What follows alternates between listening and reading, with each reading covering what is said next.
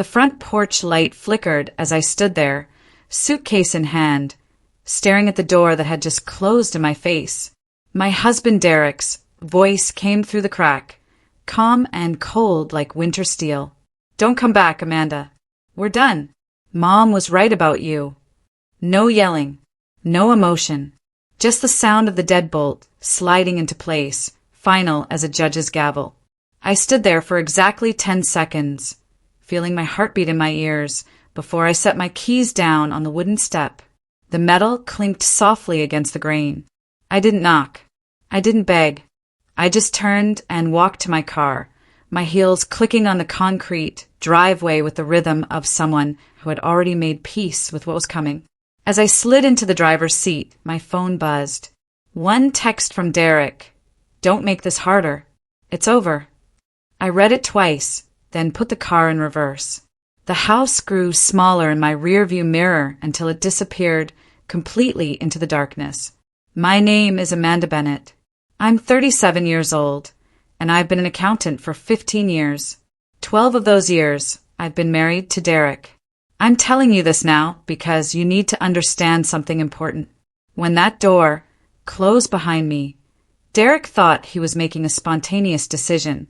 He thought he was finally standing up to me after years of quiet resentment his mother had been feeding him like poison in small doses.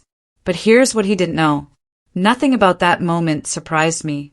I'd seen it building for months, like watching storm clouds gather on a horizon. I drove to a budget motel on the edge of town, the kind with buzzing neon signs and thin walls. I checked in using cash I'd been setting aside. The room smelled like industrial cleaner and old carpet. I sat on the edge of the bed, opened my laptop, and stared at the folder I'd created 3 months ago. The label read, Contingency. Inside were copies of everything. Bank statements, business contracts, property deeds, tax filings. Every document that proved who really kept our life running. I wasn't panicking. I was preparing. Let me take you back 6 months before that locked door. Derek's mother, Patricia, had always treated me like temporary help. At family dinners, she'd smile sweetly while saying things like, "Real wives know how to make a house feel warm," while glancing at our modern furniture. Or, "Family loyalty means putting your husband's needs first, dear," whenever I mentioned working late.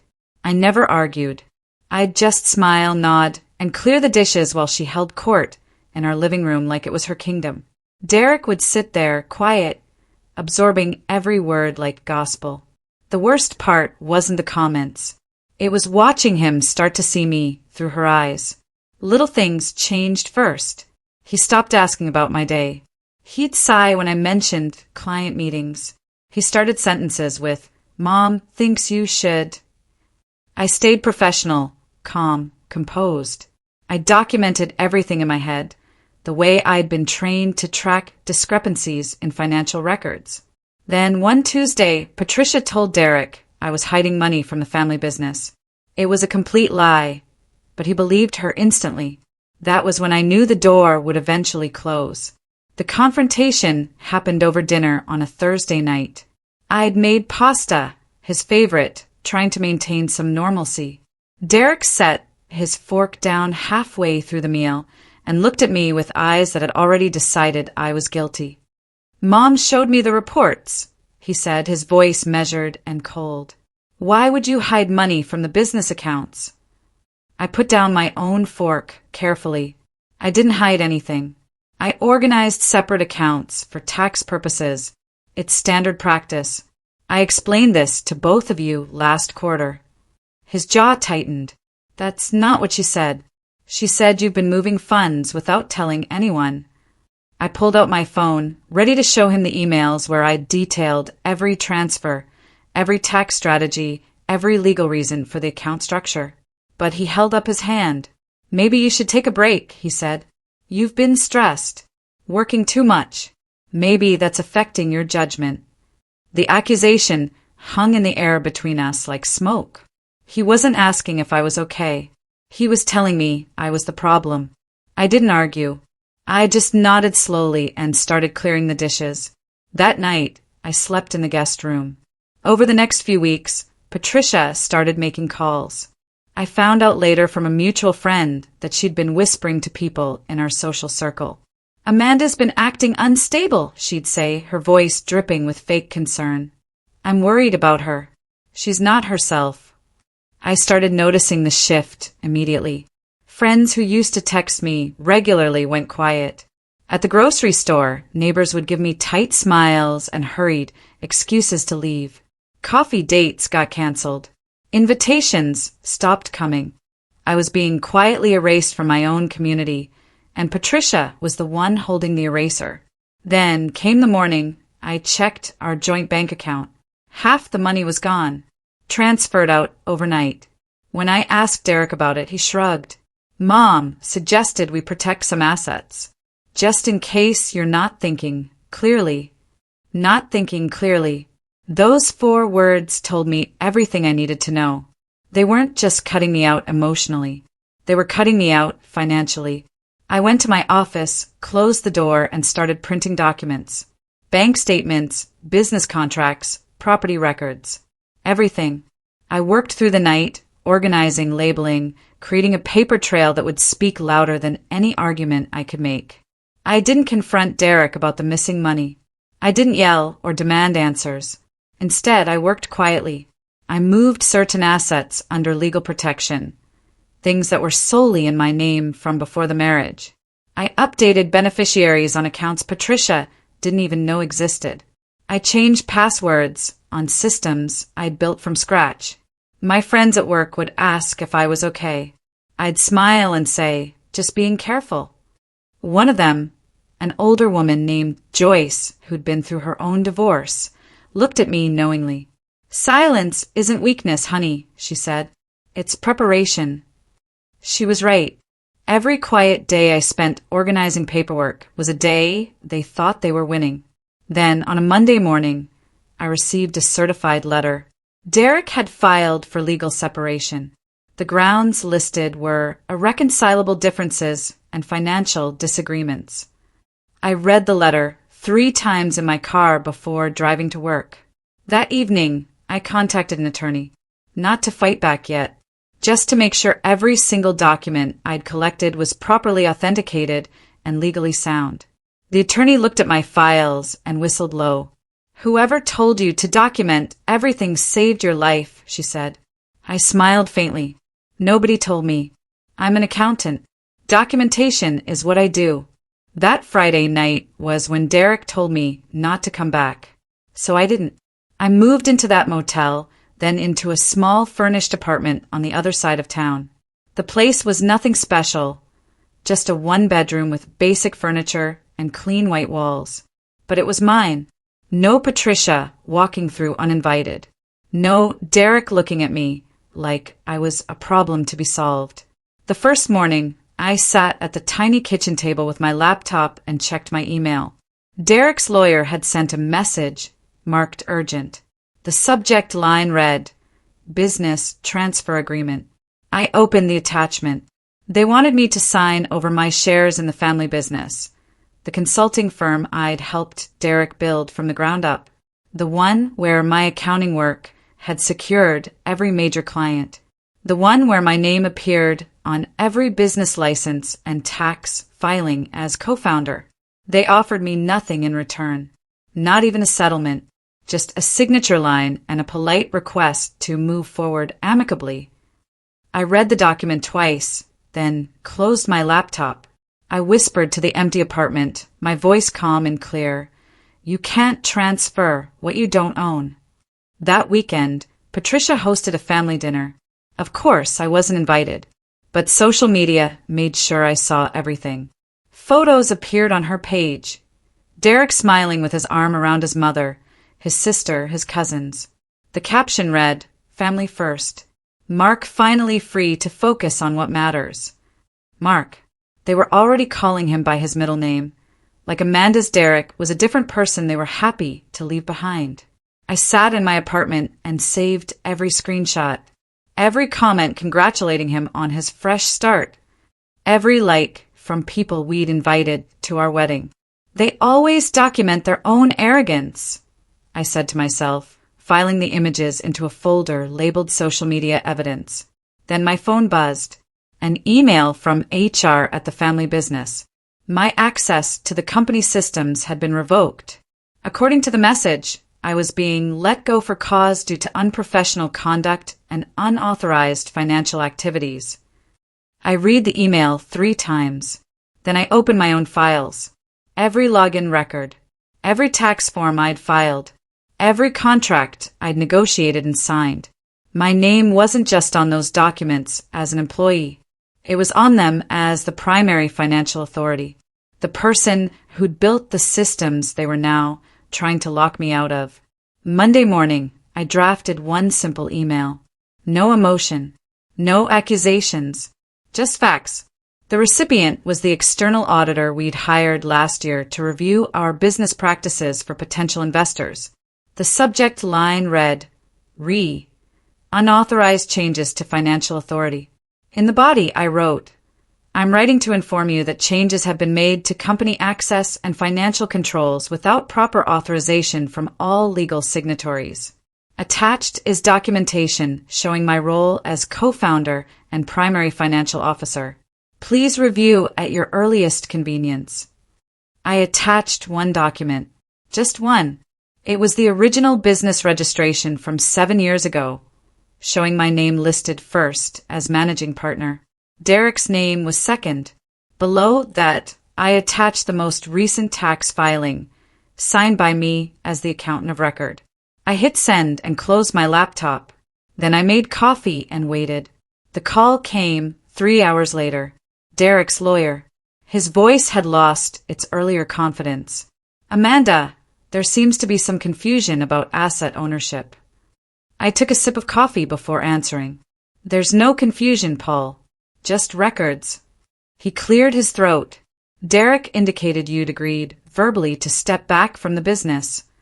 I let the silence stretch for exactly 5 seconds. That's interesting, Paul, because I prefer written agreements. Surely you understand why. Another pause. Then, quieter, we may need to revisit our approach. Over the next week, things started shifting. I didn't have to do anything except exist and let the paperwork speak. The auditor sent a formal inquiry to Derek's lawyer requesting clarification on the recent management changes. Suppliers started calling me directly, confused about who to invoice. One of them, an older man who'd worked with us for years, said plainly, Your husband called himself the owner, but all my contracts have your signature. What's going on? I explained calmly that there was a dispute being resolved legally. He grunted, Well, I'm not shipping anything until I know who's actually in charge. Then mutual friends started asking questions, not to me directly, but to each other. Word was getting around. One of Derek's college friends called me, awkward and apologetic. Hey, I don't want to get in the middle of this, but Derek's been acting really weird. He keeps talking about an audit like it's a personal attack. Is everything okay? I kept my voice neutral. There's just some business matters being sorted out. Nothing personal. But inside I knew. The cracks were forming. Then the letter arrived. Official. Stamped. IRS inquiry notice. Addressed to Derek with a copy sent to me as co-signatory. They wanted to review business filings from the past 3 years. Standard procedure when ownership disputes arise. I set the letter on my kitchen counter and stared at it for a long moment. This wasn't revenge. This was just consequence. The rumors Patricia had spread so carefully started turning against her. I didn't defend myself. I just waited. People talk, and eventually the truth finds air. One afternoon, an old friend from our neighborhood stopped by my apartment. She looked uncomfortable, holding a casserole dish like a peace offering. I owe you an apology, she said. Patricia told us you were having some kind of breakdown, that you'd been hiding money and acting paranoid. But then I ran into Joyce from your office, and she said you've been the most calm, organized person through all this. I thanked her for the casserole and didn't correct the story. I didn't need to. Another friend texted me later that week. I heard Derek's panicking about an audit. Is that true? I didn't respond. The next morning, I received another IRS letter. This one was more detailed. They were expanding the inquiry to include personal tax returns and business expense reports. Specifically, they wanted documentation on several large transfers Derek had made in the past 6 months. The same transfers he'd told me were protecting assets. I made copies of everything and sent them to my attorney. Then I went to work like it was any other Tuesday. I was folding laundry in my apartment when someone knocked. I looked through the peephole and saw Derek standing in the hallway. He looked thinner than I remembered. Tired. His hands were shoved in his pockets, and he kept glancing back toward the elevator like he might run. I thought about not answering. Then I opened the door. "We need to talk," he said. His voice was calm, but I could see the tension in his jaw. I stepped aside and let him in. He stood in the small living room, looking around at my simple furniture, my neat stacks of paperwork, my quiet life. "You want tea?" I asked. He nodded. I made 2 cups and set them on the coffee table. We sat across from each other like strangers at a business meeting. He started with apologies that sounded rehearsed. "Mom overreacted. I should have listened to you. This got out of hand." I sipped my tea and said nothing. He kept talking, trying to fill the silence. "The auditor is asking questions I can't answer. The business accounts are frozen. Suppliers won't work with me. I just need you to explain to them that this was a misunderstanding." I set down my cup. Then I stood, walked to my desk, and pulled out a folder. I slid it across the table. "You should look at this," I said. He opened it. Inside was a copy of a document with Patricia's signature, authorizing business expenses and transfers. Except I knew for a fact Patricia had never signed it. Someone had forged her name. His face went completely white. Derek stared at the forged signature for a full minute. His hands were shaking slightly. "Where did you get this?" he asked. "From the business files," I said. "The ones I helped organize 7 years ago. The ones I've been maintaining ever since." He flipped through the pages, seeing more discrepancies. Transfers authorized without board approval. Expenses that didn't match receipts. Patricia's name scrawled on documents she'd never seen. "She wouldn't," he started, then stopped, because we both knew she would. Patricia had been so focused on pushing me out that she'd started cutting corners. She'd signed things in his name too, thinking she was protecting the family business. But what she'd actually done was create a legal nightmare. Derek looked up at me. "What do you want?" he asked quietly. "I don't want anything," I said. "I just want the truth on record." He left 20 minutes later, taking the folder with him. That night, Patricia called me. Her voice was sharp, furious. "You're trying to destroy us. You've turned my son against me. You've made us look like criminals." I listened calmly. When she finally ran out of breath, I spoke. "No, Patricia, you did that yourself." Then I hung up. The next morning, I received an email notification. Derek had frozen the business bank account, claiming I'd stolen funds. My attorney called immediately. "He just made a huge mistake," she said. "He's claiming theft, which means he's admitting you had legitimate access. That contradicts his entire case." I spent the next week gathering every piece of documentation I'd collected. Every email, every contract, every receipt. My attorney's office had a large conference table, and we spread everything out like a map. "This is extraordinary," she said, studying the timeline. "You documented everything in real time." "It's what accountants do," I said. She smiled. "Most people don't think to protect themselves until it's too late. You started building this case before it even became a case." We organized everything chronologically. The business formation documents showing my role as co-founder, tax returns I'd filed and signed, client contracts I'd negotiated, bank statements showing my consistent oversight. Then we added the recent documents, Derek's separation filing, the termination letter from the business, the frozen accounts, Patricia's forged signatures. My attorney sat back. He just invalidated his own filings, she said. According to these business documents, you're still majority owner. He can't remove you without a board vote, and there is no board. Just you and him. I looked at the paper trail spread across the table. Years of careful work. Years of being dismissed and underestimated. All of it documented in black ink on white paper. What happens now? I asked. She gathered the documents into organized stacks. Now we file a formal response. And we let the paper speak. Word travels fast in small business circles. By the end of the month, the audit had expanded. Not just our taxes, but the business structure itself. Suppliers heard about the dispute and started pulling back. One major client sent a formal letter requesting clarification on company ownership before renewing their contract. They wanted to know who they were actually doing business with. Derek couldn't answer. The business checking account remained frozen pending legal review. Without access to funds, he couldn't pay bills or make payroll for the 2 part-time employees we had. Then came the bigger problem. Patricia's retirement savings were tied up in the business through a profit-sharing arrangement I'd helped set up years ago. It had seemed like a good idea at the time, a way to give her financial security. Now those funds were frozen too, pending the audit results. She called me again, but this time her voice was different. Smaller. Scared. Amanda, please. I need access to my account. I have medical bills. I didn't gloat. I just said, you'll need to talk to the auditor. They're handling all financial holds. But you could tell them to release it, she said. You know how these things work. I did know, but I also knew that once an audit starts, nobody can just wave it away.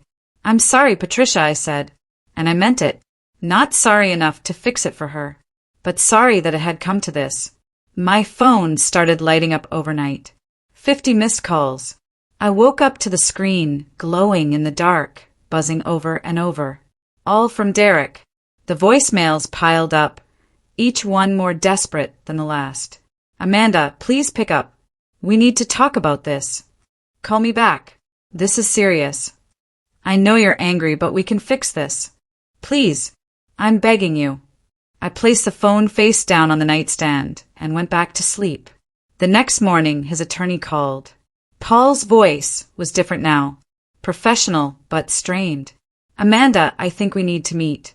Face to face. There's been some misunderstandings that need clearing up. What kind of misunderstandings? I asked. He hesitated. About ownership. About the business structure. About several financial matters that my client may have misrepresented. May have misrepresented. That was lawyer speak for lied. I can meet Thursday at 2, I said.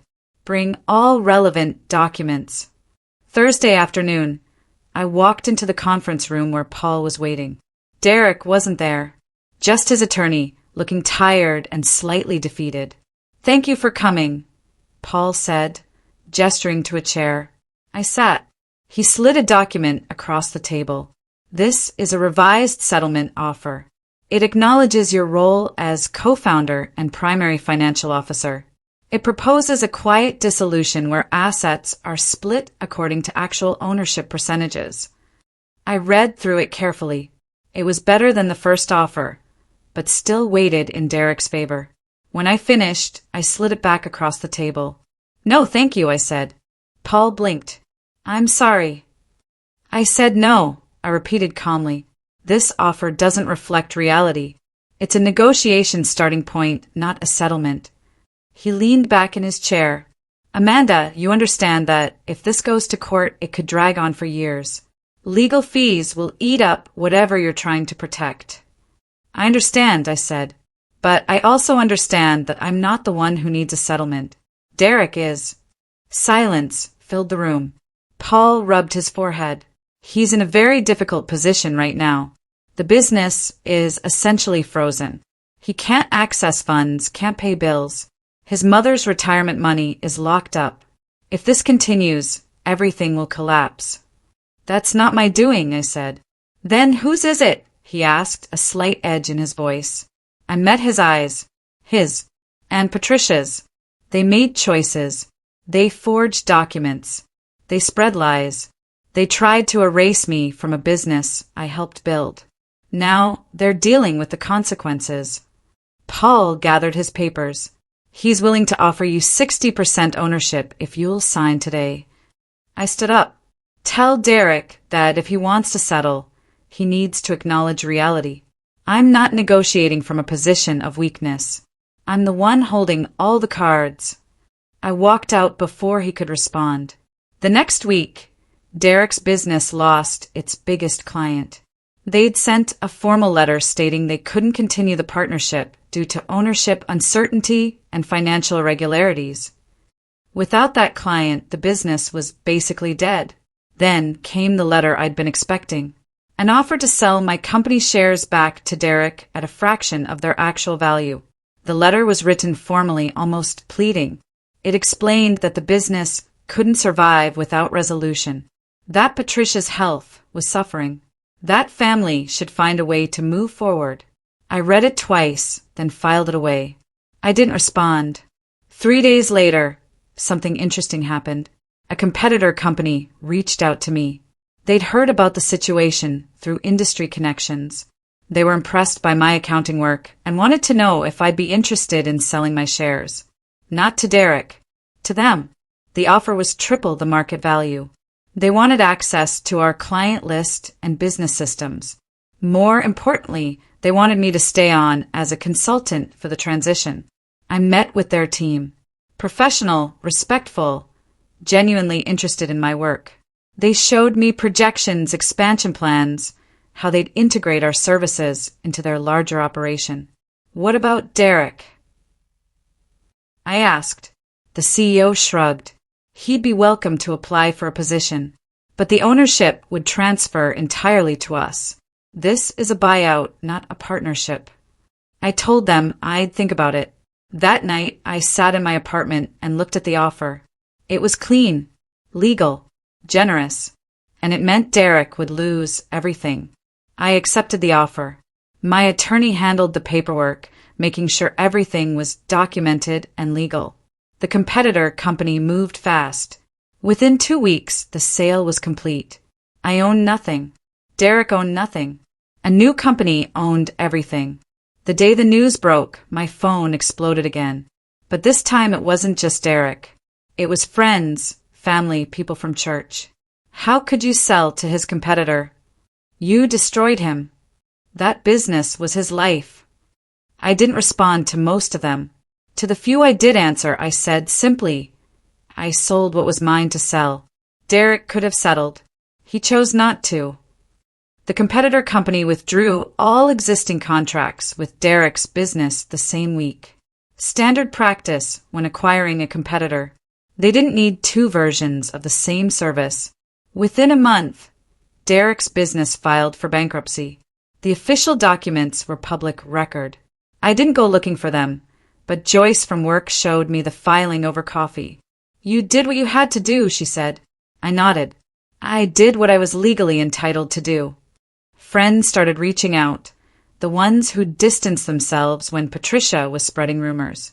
They apologized, said they'd been wrong to believe her. I'm sorry we doubted you. I should have known better. Family can make people crazy. I accepted their apologies gracefully, but I also told them the truth. I stopped needing approval the day they locked me out, I said. I don't need it back now. One afternoon, I was home when someone knocked on my door. I looked through the peephole and saw Patricia standing in the hallway. She looked smaller somehow, older. Her hair wasn't styled the way it usually was. Her clothes were plain. She wasn't crying, but her eyes were red. I opened the door. Can I come in? She asked quietly. I stepped aside. She sat on my couch, hands folded in her lap. For a long moment, she didn't speak. Then, I came to ask you to help him. Help who? I asked, though I knew. Derek. My son. He's lost everything. The business is gone. He can't find work because everyone knows what happened. He's living in my basement. She looked up at me. Please, I'm begging you. Just help him get back on his feet. I sat across from her. What would you like me to do, Patricia? Talk to that company. Tell them to give him a job. Or loan him money to start over. You made money from the sale. You could help him. I took a slow breath.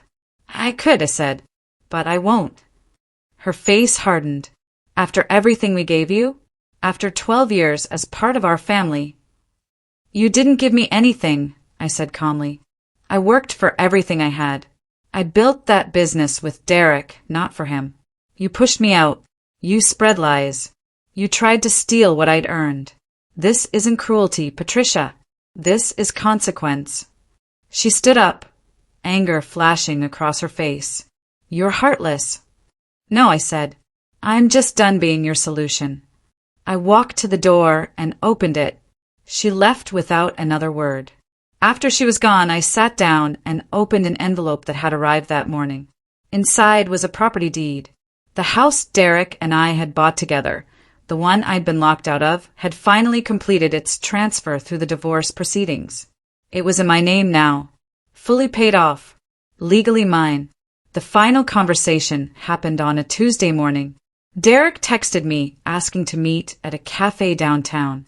I almost said no, but something made me agree. Maybe curiosity, maybe closure.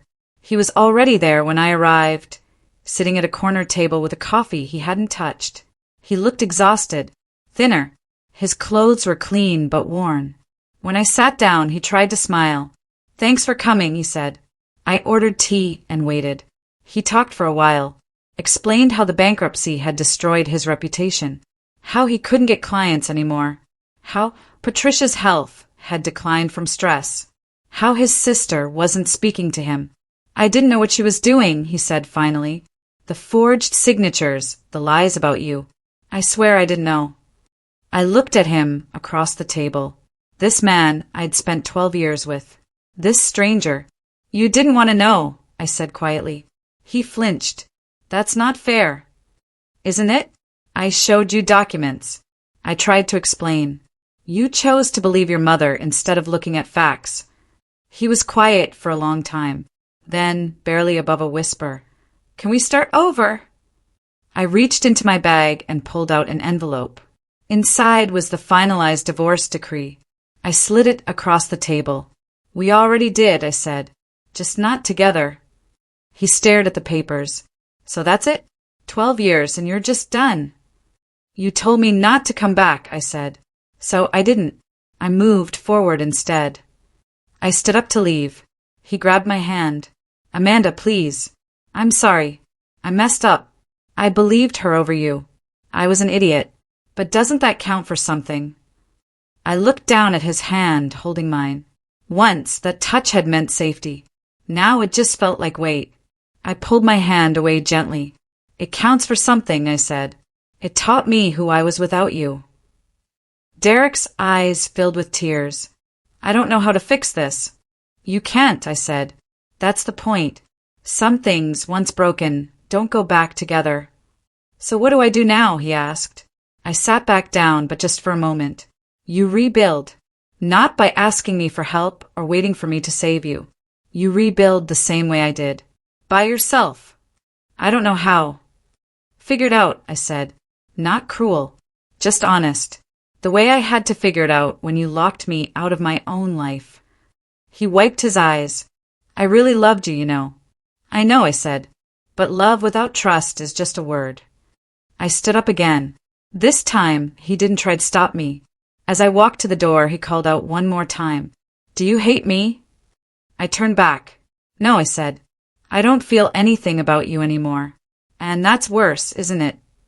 I walked out into the sunshine. My phone buzzed with a notification from my attorney. The property transfer had been recorded with the county. The house was officially, legally, completely mine. Every asset from our marriage had been divided according to what each of us had actually contributed. And the math didn't lie. I'd been the foundation. He'd been standing on it. Now he was learning what it felt like to stand alone. That evening, I sat in my apartment and thought about everything that had happened.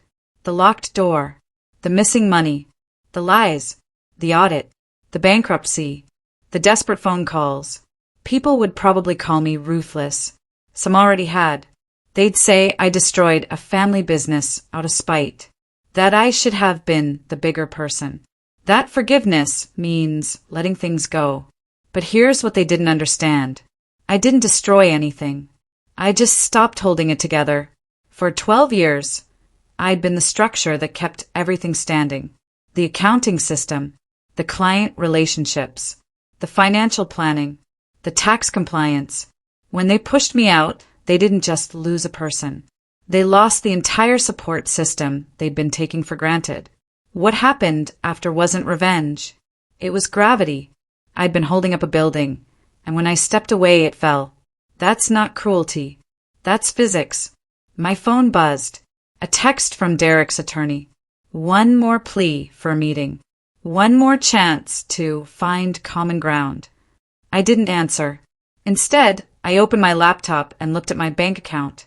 The sale of the business shares had given me more money than I'd ever had in my life. Enough to retire early if I wanted. Enough to start over anywhere. But I wasn't running. I liked my apartment. I liked my job. I liked the quiet life I'd built without Derek's family drama weighing on every decision. This was enough. A month later, I drove past our old house. My house now. It looked the same from the outside. Same blue shutters. Same oak tree in the front yard. But I knew the inside was different. Empty. Derek had moved out weeks ago, taking whatever furniture he could carry. The rest had been sold or given away. I pulled into the driveway and sat there for a moment. I thought about all the dinners we'd had in that kitchen, all the arguments in the living room, all the nights I'd slept in the guest room, feeling like a stranger in my own home. Then I thought about the future. I could sell this place, use the money to travel or invest, or I could keep it, fill it with furniture I chose, paint the walls colors I liked, make it mine in a way it never was before. My phone rang. Joyce from work. Hey, we're getting drinks after shift on Friday. You in? Yeah, I said. I'm in.